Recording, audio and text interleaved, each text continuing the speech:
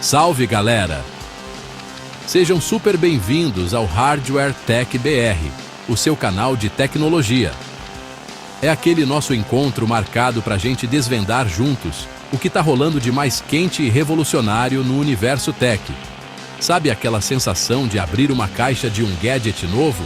É essa a energia que a gente vai ter hoje, mas desempacotando notícias que estão moldando o nosso futuro agora mesmo. A tecnologia não para, e a gente também não. Eu sou o Castanhari, e hoje a gente vai mergulhar fundo em notícias fresquinhas do mundo da tecnologia. Inovação, hardware, IA, startups e muito mais. Vamos falar sobre gigantes como a SAP e a Huawei expandindo suas operações, a corrida maluca da computação quântica com a IonQ e como tudo isso, lá do outro lado do mundo ou aqui no nosso quintal, impacta a sua vida, o seu trabalho e, claro, o futuro do Brasil no cenário tecnológico global. Prepara-se para uma viagem que vai da Índia ao Vale do Silício, com uma parada estratégica e muito importante aqui, em terras brasileiras. Então já se conforta aí, ajusta o áudio e vem porque o papo está recheado de curiosidades, diálogos, exemplos do cotidiano e aquele toque didático que a gente curte. A gente vai destrinchar termos complexos, conectar os pontos entre notícias que parecem distantes e entender, de uma vez por todas, por que o Brasil está de volta ao jogo tecnológico. Pega seu café, sua água e vamos nessa porque tem muita informação boa vindo por aí. Para começar, vamos dar um pulo lá em Bengaluru, na Índia, que hoje é um dos maiores polos de tecnologia do mundo. A gigante alemã SAP, que provavelmente a empresa onde você trabalha ou já ouviu falar usa, acabou de inaugurar um campus de pesquisa e desenvolvimento gigantesco por lá. Estamos falando de um investimento de 200 milhões de euros num espaço que vai abrigar mais de 15 mil funcionários. É quase uma cidade dedicada a pensar o futuro do software. E você pode estar se perguntando, beleza, Castanhari, legal para a Índia, mas e eu com isso? Calma que a gente já chega lá, porque essa inauguração é um sinal claro de uma tendência global que nos afeta diretamente. A grande sacada desse novo centro da SAP não é só o tamanho, mas a filosofia por trás dele. Eles estão focando em colaboração e inovação aberta. O que isso significa na prática? Eles estão criando um ecossistema onde desenvolvedores, startups e até universidades podem se conectar e criar juntos. Eles falam muito sobre APIs abertas, que são como portas que permitem que diferentes softwares conversem entre si. Pense nisso como peças de Lego. A SAP cria algumas peças, mas permite que qualquer pessoa no mundo crie outras que se encaixem perfeitamente. Isso acelera a inovação de um jeito absurdo. E é aí que o Brasil entra na jogada. Quando uma empresa do porte da SAP adota essa mentalidade global de colaboração, ela abre portas para talentos em qualquer lugar, inclusive aqui. Desenvolvedores brasileiros podem usar essas APIs para criar soluções para problemas locais. Startups de São Paulo, Recife ou Florianópolis podem integrar suas tecnologias com as da SAP, ganhando uma visibilidade e um alcance que seriam impossíveis de conseguir sozinhas. É a globalização da inovação na prática. Eventos como hackathons e desafios de programação que a SAP promove passam a ter um alcance ainda maior.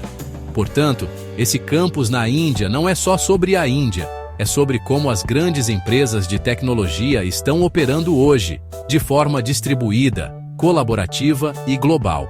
Para nós, no Brasil, isso significa mais oportunidades, mais ferramentas à nossa disposição e a chance de fazer parte de projetos que estão na vanguarda da tecnologia mundial, sem precisar sair de casa. É um lembrete de que, no mundo digital, o talento não tem fronteiras, e a próxima grande inovação pode muito bem nascer de uma colaboração entre um engenheiro em Bengaluru e um desenvolvedor no Rio de Janeiro. Agora, vamos mudar de assunto e falar de algo que parece saído de um filme de ficção científica, mas que está movimentando bilhões no mercado financeiro, a computação quântica. E a estrela da vez é uma empresa chamada IonQ. Se você acompanha o mercado de ações de tecnologia, deve ter visto o que aconteceu.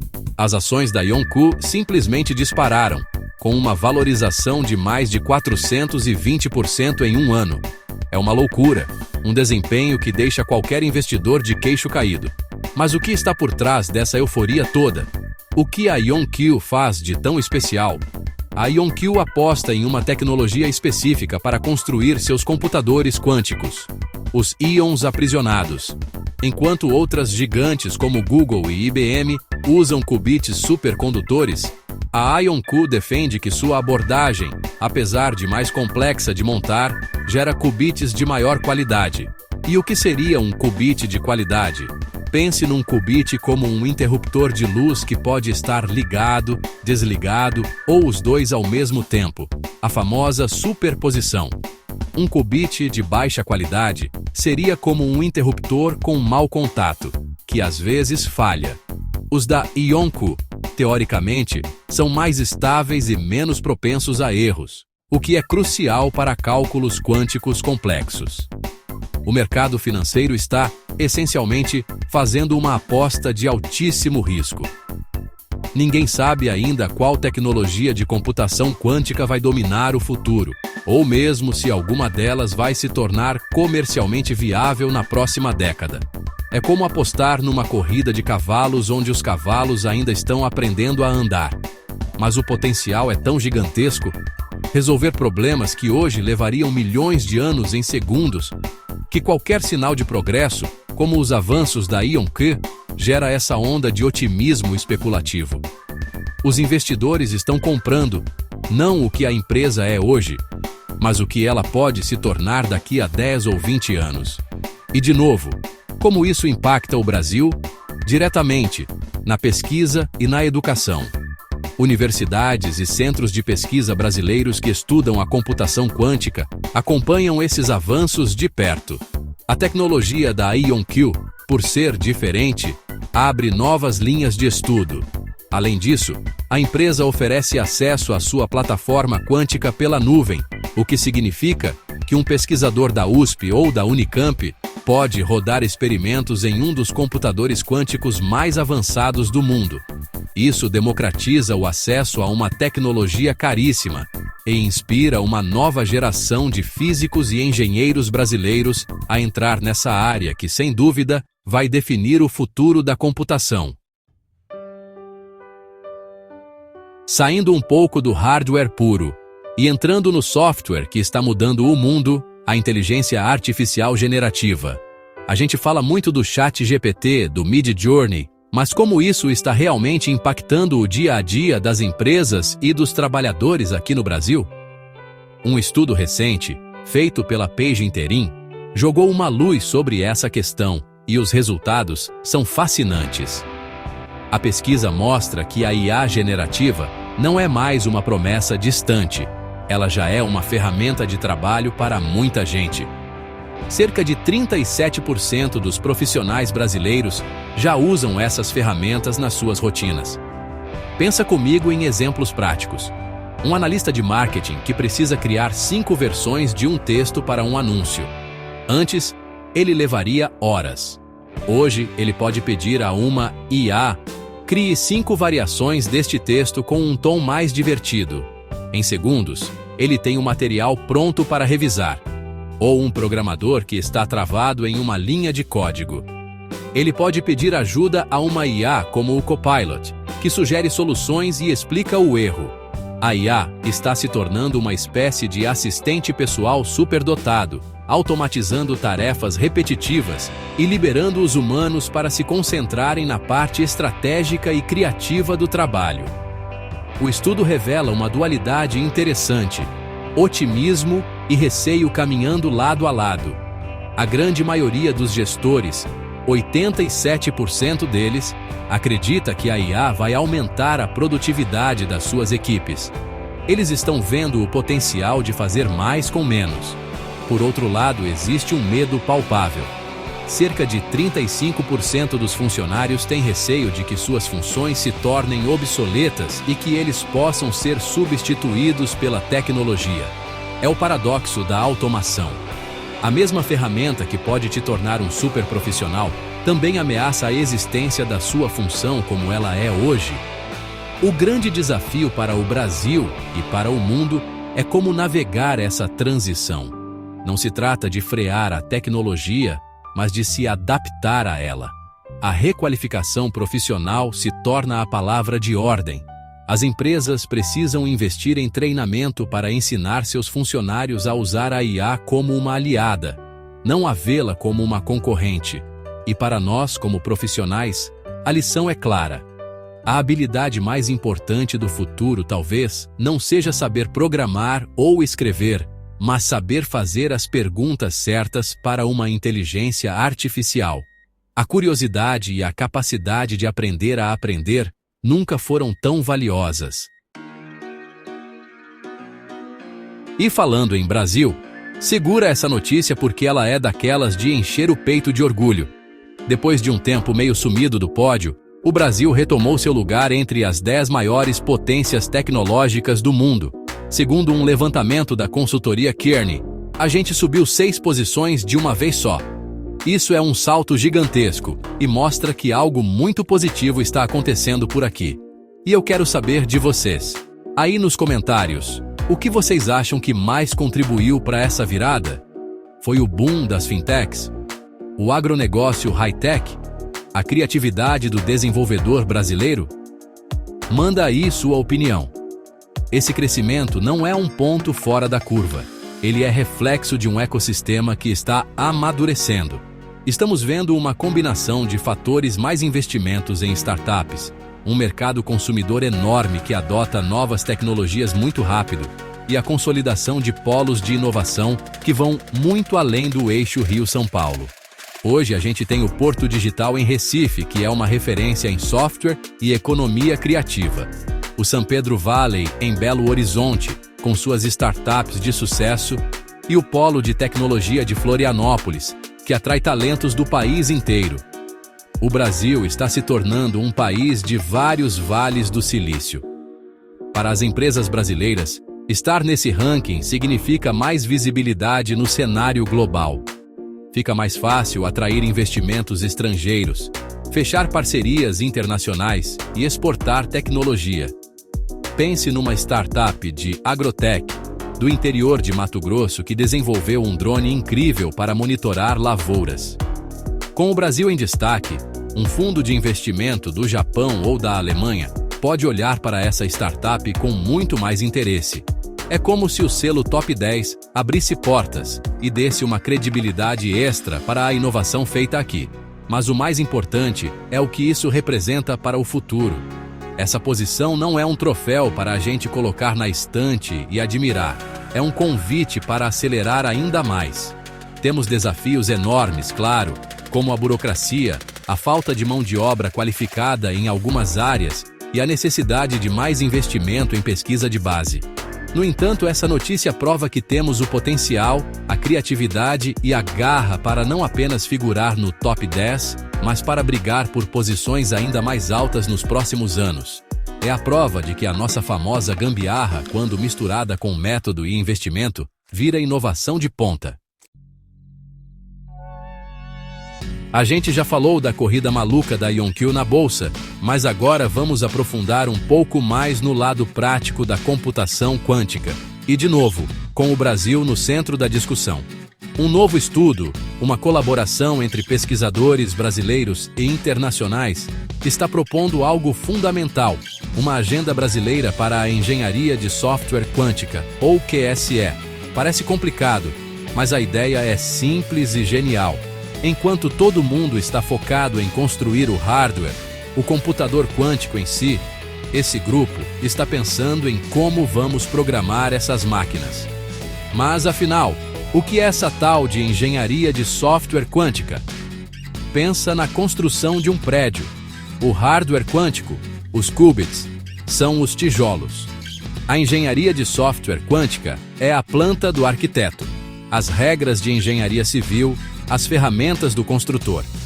É o conjunto de métodos, padrões e boas práticas para garantir que o prédio de software que você vai construir em cima desses tijolos quânticos não desabe.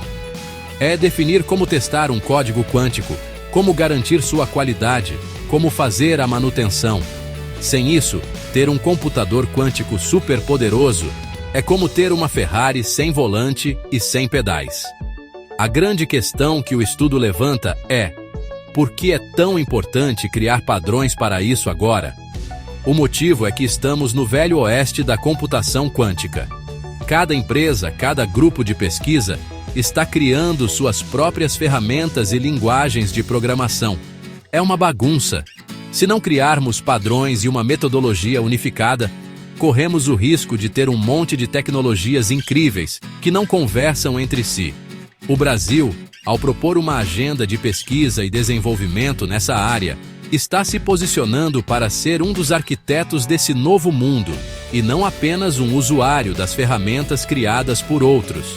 Isso exige uma integração forte entre a academia, que faz a pesquisa de base, a indústria, que vai aplicar essa tecnologia, e o governo, que precisa fomentar e investir.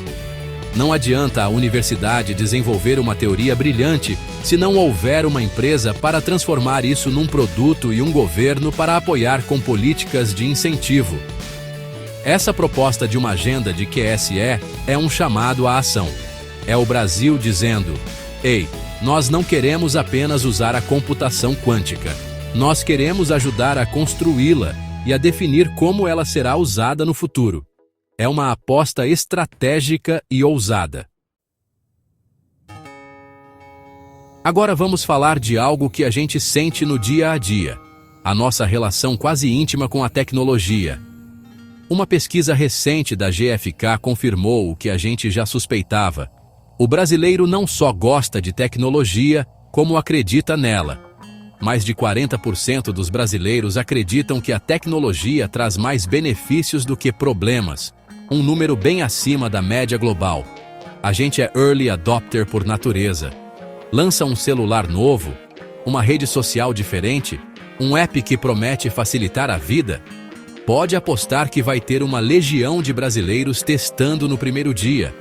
Pensa no seu cotidiano. Você provavelmente pede comida por um app, chama transporte por outro, resolve sua vida bancária inteira pelo celular sem nunca pisar numa agência. A gente adotou o Pix de uma forma que deixou o resto do mundo impressionado. Essa aceitação cultural massiva da tecnologia é um ativo gigantesco para o país. É um terreno fértil para qualquer empresa que queira lançar um produto ou serviço inovador. O público para testar, usar e dar feedback já está aqui, e ele é engajado. Essa cultura tech-friendly impacta todas as áreas do setor de tecnologia. No hardware, significa um mercado consumidor enorme e ávido por novidades. Desde PCs gamers até dispositivos de casa inteligente. No software, impulsiona o surgimento de aplicativos e plataformas que resolvem problemas muito específicos da nossa realidade. Em IoT, Internet das Coisas, abre espaço para geladeiras que fazem lista de compras, sistemas de segurança conectados e cidades mais inteligentes. É um ciclo virtuoso. A população demanda tecnologia e o mercado responde com mais inovação. E para as startups, isso é ouro puro. Lançar uma empresa de tecnologia no Brasil significa ter um mercado interno gigantesco e receptivo como primeiro passo. É mais fácil validar uma ideia, conseguir os primeiros usuários e crescer antes mesmo de pensar em expansão internacional.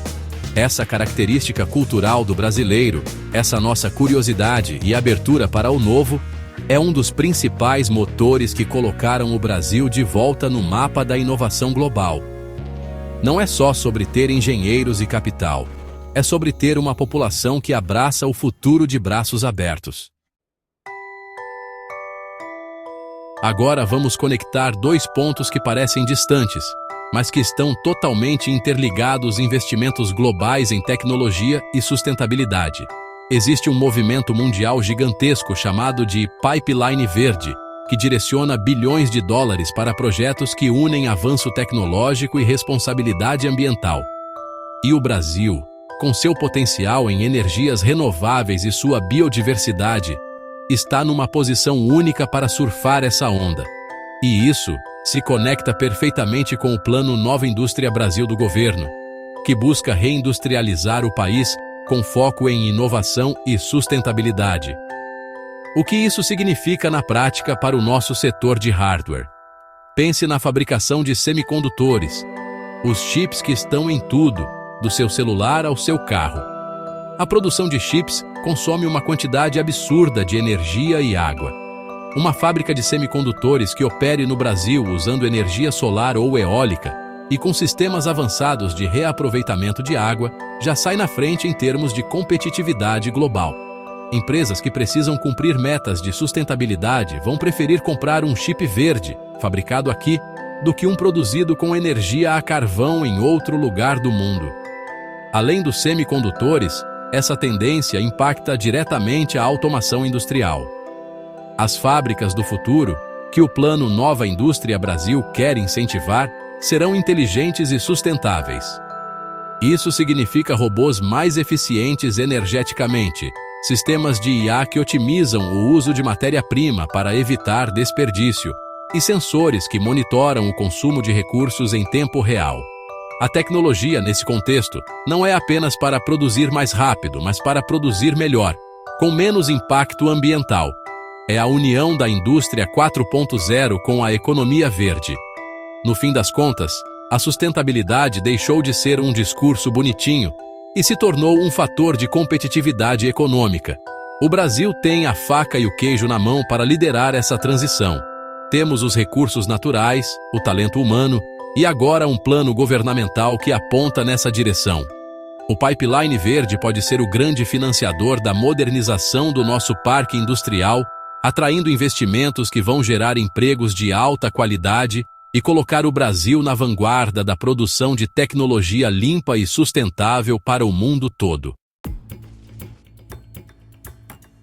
Para fechar nosso giro de notícias, vamos falar de uma gigante que está sempre nos holofotes, a Huawei. A empresa chinesa está de olho grande no Brasil, e não é só pela venda de celulares ou equipamentos de 5G. O novo foco da Huawei é pesado: a expansão de seus serviços de nuvem e a construção de mais data centers em território nacional. Recentemente, eles anunciaram a intenção de construir seu terceiro data center no país. Um sinal claro de que a aposta no mercado brasileiro é para valer e de longo prazo. Esse interesse da Huawei se explica por alguns fatores. Primeiro, o crescimento exponencial da demanda por processamento e armazenamento de dados no Brasil, impulsionado pela transformação digital, pelo avanço da IA e pela internet das coisas. Toda essa informação precisa ser guardada em algum lugar e, de preferência, perto do usuário, para diminuir a latência, o tempo de resposta. Ter servidores locais é um diferencial competitivo gigantesco. A Huawei quer um pedaço desse bolo, que hoje é dominado por players como Amazon, AWS, Microsoft, Azure e Google Cloud. A construção de data centers locais pela Huawei tem implicações enormes. Para o desenvolvimento de IA no Brasil, por exemplo, é uma notícia excelente. Modelos de inteligência artificial, especialmente os generativos, exigem um poder de computação colossal. Ter essa infraestrutura aqui, em casa, pode baratear e acelerar a pesquisa e o desenvolvimento de soluções de IA por empresas e universidades brasileiras. É a infraestrutura física que viabiliza a revolução digital. Menos dependência de servidores na Virgínia ou em Dublin, mais velocidade e soberania para nós. Claro, essa expansão também traz à tona discussões importantes sobre privacidade de dados e independência tecnológica. A presença de mais um player forte no mercado de nuvem é boa para a concorrência, o que pode levar a preços melhores e serviços mais inovadores. No entanto, levanta o debate sobre a quem estamos confiando nossos dados. A questão da soberania digital, de de garantir que os dados de brasileiros sejam regidos por leis brasileiras, se torna ainda mais central. A expansão da Huawei, portanto, é uma faca de dois gumes. Um impulso tecnológico gigante para o país, mas também um lembrete da importância de termos regras claras para proteger nossa privacidade e nossa autonomia no cenário digital global. Chegamos ao fim de mais uma jornada pelo universo da tecnologia. Que viagem, hein? Passamos pela Índia com a SAP, mergulhamos na loucura quântica da IonQ, vimos como a IA já está mudando a forma como a gente trabalha aqui no Brasil e celebramos nossa volta ao top 10 das potências tech. Discutimos projetos que podem definir o futuro, como a engenharia de software quântica e o pipeline verde, e vimos como gigantes como a Huawei estão apostando todas as suas fichas no nosso mercado. É muita coisa acontecendo ao mesmo tempo, e a melhor parte é que o Brasil não está só assistindo, está jogando o jogo. A tecnologia é essa força incrível que conecta tudo. Uma decisão de investimento na Alemanha impacta o desenvolvedor no Recife. Um avanço em um laboratório nos Estados Unidos abre portas para um pesquisador em Campinas. E a nossa cultura, a nossa criatividade e a nossa capacidade de adaptação estão se provando ativos valiosos nessa nova economia global. A mensagem que fica é de otimismo e de responsabilidade. Temos um potencial imenso, e as notícias de hoje mostram que estamos começando a realizá-lo. O futuro não é algo que vai acontecer, ele está sendo construído agora, e nós somos parte dessa construção. E aí, galera, curtiu esse mergulho profundo no que há de mais novo em tech, hardware, IA e inovação? Então já se inscreve no canal, dá aquele like que ajuda demais, compartilha com a turma que manja de tecnologia e ativa o sininho para não perder nenhum vídeo. Eu sou o Castanhari e a gente se vê no próximo Hardware Tech BR.